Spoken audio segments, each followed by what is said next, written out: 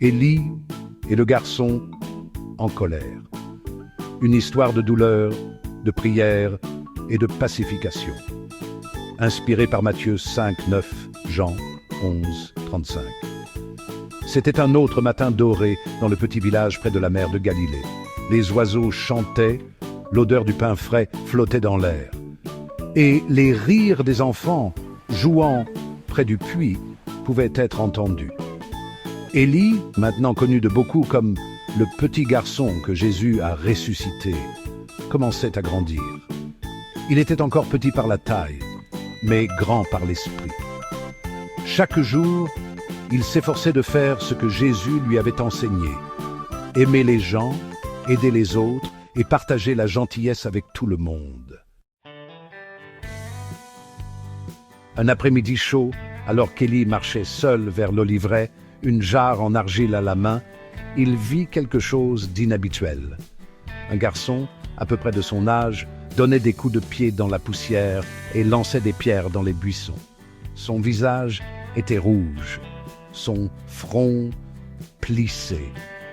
La colère émanait de lui comme la chaleur d'un feu.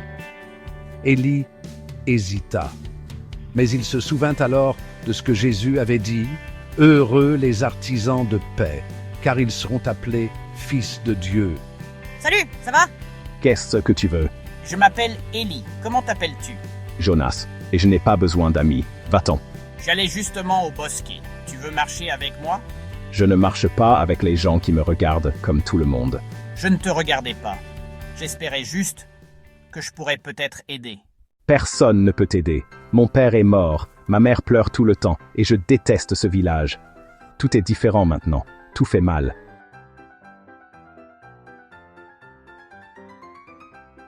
Élie resta immobile. La douleur du garçon était plus forte que sa voix. Je suis désolé. Qu'est-ce que tu connais de la perte? Tu es le garçon miracle, celui que Jésus a sauvé.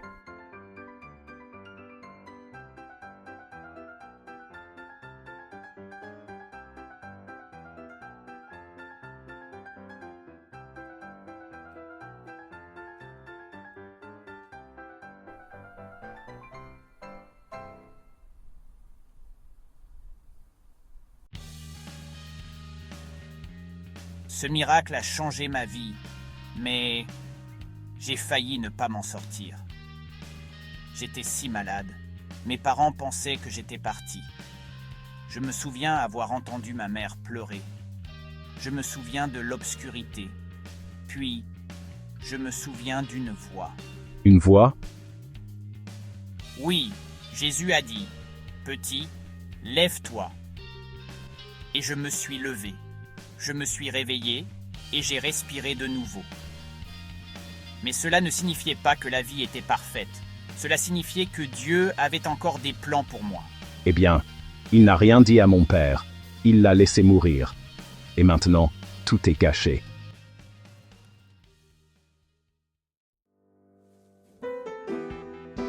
Quand Lazare, l'ami de Jésus, est mort, lui aussi a pleuré. Il n'a pas fait semblant que cela ne faisait pas mal. Il l'a ressenti avec eux.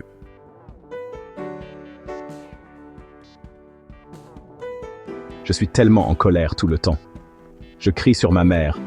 Je casse des choses. Je ne sais pas comment arrêter. Peut-être n'as-tu pas besoin d'arrêter seul. Peut-être as-tu besoin de parler à Jésus, même si tu es en colère. Mais il ne m'écoutera pas. Oui, il le fera. Jésus écoute toujours. Viens, prions.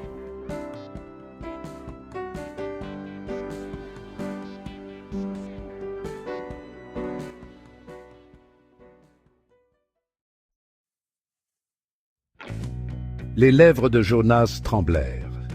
Il hésita. Mais il s'agenouilla ensuite à côté d'Élie sous l'olivier. Tu peux dire tout ce que tu veux.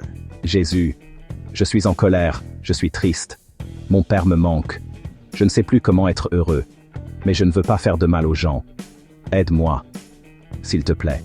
Les larmes coulaient sur ses joues. Élie ne dit pas un mot. Il posa simplement une main sur l'épaule de Jonas.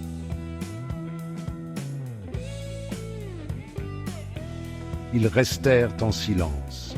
L'air était immobile. on aurait dit que le ciel écoutait.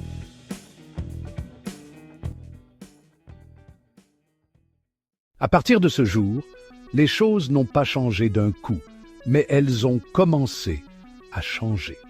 Jonas rencontra Élie le lendemain matin. Cette fois, il ne cria pas. La semaine suivante, il rejoignit les autres enfants dans le champ. Et lentement, le garçon qui criait autrefois au ciel commença à sourire sous lui.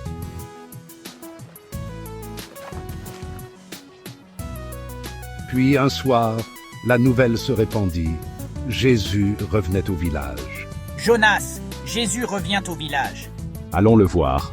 Élie et Jonas coururent ensemble sur le chemin pour le rencontrer.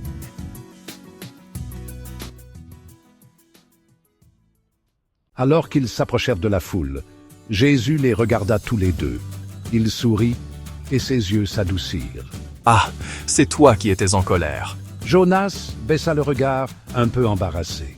Jésus s'approcha, s'agenouilla et lui souleva le menton de ses doigts doux. Même moi, j'ai été en colère. Mais je ne suis pas resté en colère. La colère est une porte, elle peut s'ouvrir à la destruction ou à la guérison. Si vous pardonnez leurs péchés aux autres, votre Père Céleste vous pardonnera aussi. Et ceux qui font la paix sont vraiment mes enfants. Le cœur de Jonas bondit. Il sentit quelque chose de chaud et de guérisseur le traverser. Et pour la première fois depuis la mort de son père, il sourit du plus profond de son âme. Merci.